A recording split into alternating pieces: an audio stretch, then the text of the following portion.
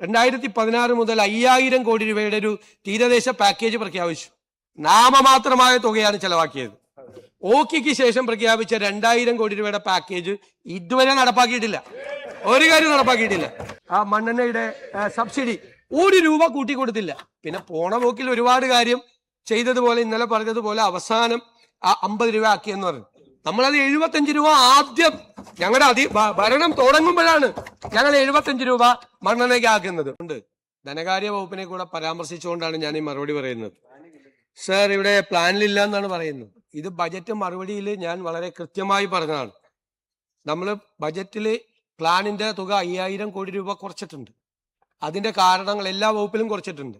പക്ഷെ മത്സ്യ SC/ST വകുപ്പിലും fisheries മേഖലയിലും ആ തുക കുറയാതിരിക്കാൻ വേണ്ടി അഡീഷണൽ ആയിട്ട് പൈസ അനുവദിച്ചു. അതായത് 35,000 കോടി രൂപയായിരുന്നു പ്ലാനെങ്കിൽ SC/STക്ക് എത്ര രൂപ കൊടുക്കും? അത്രയും കോടി രൂപ അഡീഷണൽ ആയിട്ട് കൊടുത്തു. ഫിഷറീസിൽ 50 കോടി രൂപ അഡീഷണൽ ആയിട്ട് വെച്ചു. അതായത് 73 കോടി രൂപയുടെ കാര്യമാണ് പറഞ്ഞത്. പക്ഷേ വേറെ ഏത് കാര്യവും ഫിഷറീസ് വകുപ്പുമായിട്ട് ബന്ധപ്പെട്ട ഏത് കാര്യങ്ങൾ പൂർത്തിയാക്കണതിന് അഡീഷണൽ ഓതറൈസേഷനോ മറ്റു നടപടിക്രമങ്ങളോ സപ്ലിമെന്ററി ഉപയോഗിച്ചോ മുഴുവൻ പൈസയും കൊടുക്കും. ഒരെണ്ണത്തിലും ഒരു കുറവും വരില്ല. ഒരു കാര്യത്തിലും മത്സ്യത്തൊഴിലാളി മേഖലയായിട്ട് ഒരു കുറവ് വരില്ല.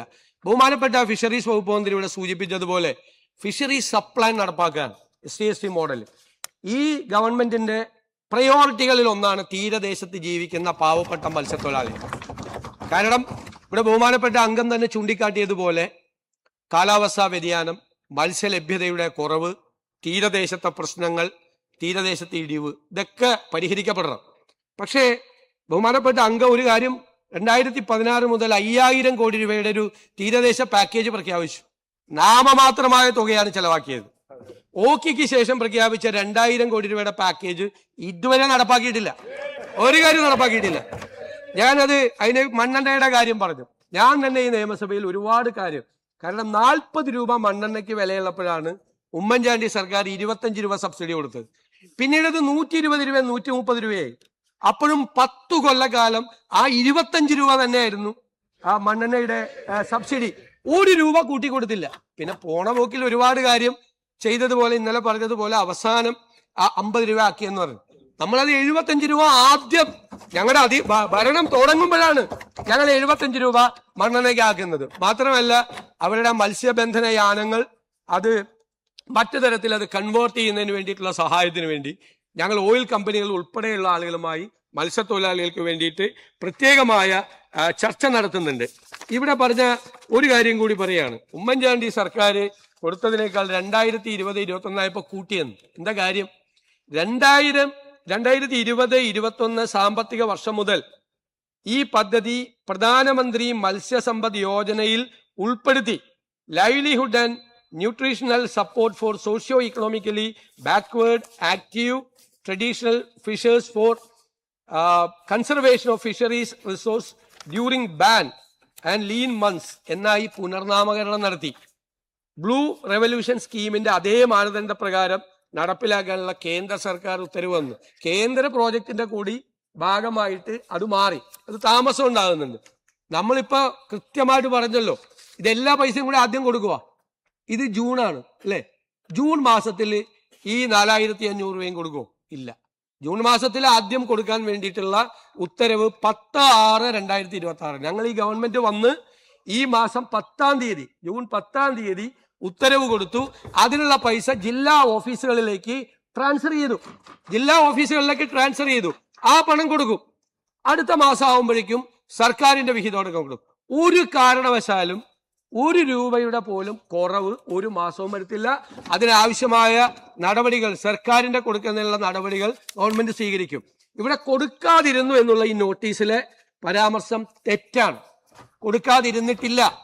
ആദ്യത്തെ ഗഡു അവരുടെ കോൺട്രിബ്യൂഷന്റെ പൈസ കിടക്കാണ്, ബാങ്കിൽ കിടക്കാണ്, ട്രഷറി അഡ്ജസ്റ്റ്മെന്റ്സ് ആണ്, അവരുടെ പൈസ കിടക്കാണ്. ഇപ്പോഴേ എടുത്ത് ട്രഷറിയിലേക്ക് സംസ്ഥാന വിഹിതം കൊടുക്കേണ്ട ആവശ്യമുണ്ടോ? കൊടുക്കുവോ? ഏതെങ്കിലും ധനകാര്യമന്ത്രിമാർ കൊടുക്കുവോ? അടുത്ത മാസം കൊടുക്കേണ്ട പൈസ ഈ മാസം ട്രാൻസ്ഫർ ചെയ്യോ? എന്തായി പറയുന്നത്? അടുത്ത മാസം കൊടുക്കേണ്ട പൈസ കൊടുക്കേണ്ട തലേ ദിവസം ട്രഷറി അത് ട്രാൻസ്ഫർ ചെയ്യും. ആ ജില്ലാ ഓഫീസുകളിലേക്ക് സ്റ്റേറ്റ് ഗവൺമെന്റിന്റെ വിഹിതം ട്രാൻസ്ഫർ ചെയ്യും.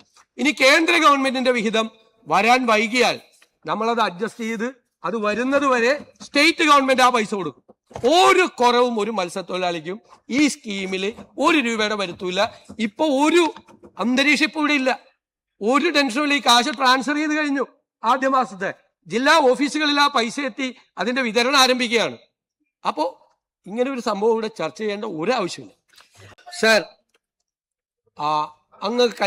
അങ്ങ് മുഖ്യമന്ത്രിയായിരുന്ന സമയത്ത് ഈ അടിയന്തര പ്രമേയം വന്ന ഘട്ടങ്ങളിലെല്ലാം പല സന്ദർഭങ്ങളിൽ പല മന്ത്രിമാരും മറുപടി കൊടുക്കുന്ന അവസരത്തിൽ പാർലമെന്ററി കാര്യമന്ത്രി, ലോ മിനിസ്റ്റർ ഉൾപ്പെടെയുള്ള നിരവധി ആളുകൾ അതിനിടയിൽ ഇടപെട്ട് സംസാരിച്ചതിന്റെ റെക്കോർഡ് ഈ സഭയിലുണ്ട്. ഇവിടെ ബഹുമാനപ്പെട്ട സജി ചെറിയാൻ ഇത് അവതരിപ്പിക്കുന്ന സമയത്ത് റെക്കോർഡിലുണ്ട്. ഇവിടെ ശ്രീ സജി ചെറിയാൻ ഇത് അവതരിപ്പിക്കുന്ന സമയത്ത് ബഹുമാനപ്പെട്ട വനം വകുപ്പ് മന്ത്രി അദ്ദേഹത്തിനോട് വഴങ്ങുമെന്ന് ചോദിച്ചപ്പോൾ അദ്ദേഹം വഴങ്ങിയില്ല. ആ ഒരു കാര്യമാണ് ബഹുമാനപ്പെട്ട ഫിഷറീസ് മന്ത്രി സംസാരിക്കുന്നതിനിടയിൽ മറ്റൊരു വിഷയമാണ് ശ്രദ്ധയിൽ പഴയ ഒരു കാര്യം ആണ് അദ്ദേഹം പറഞ്ഞത്. ഫിഷറീസ് വകുപ്പ് മന്ത്രി മറുപടി വളരെ ഭംഗിയായിട്ട് അദ്ദേഹത്തിന്റെ കാര്യം വളരെ വൃത്തിയായിട്ട് പറഞ്ഞു. അത് ഒരിക്കലും അങ്ങയെ പോലുള്ള ഒരാൾ ആ ഫിഷറീസ് മന്ത്രിയെ അപകീർത്തിപ്പെടുത്തുന്ന തരത്തിൽ അങ്ങ് ഇവിടെ ഈ സഭയിൽ നടത്തിയ പരാമർശം അങ്ങ് പിൻവലിക്കുമെന്നാണ് ഞാൻ കരുതുന്നത്. അല്ലെങ്കിൽ ബഹുമാനപ്പെട്ട സ്പീക്കർ അത് സഭാ നടപടികളിൽ നീക്കം ചെയ്യണം.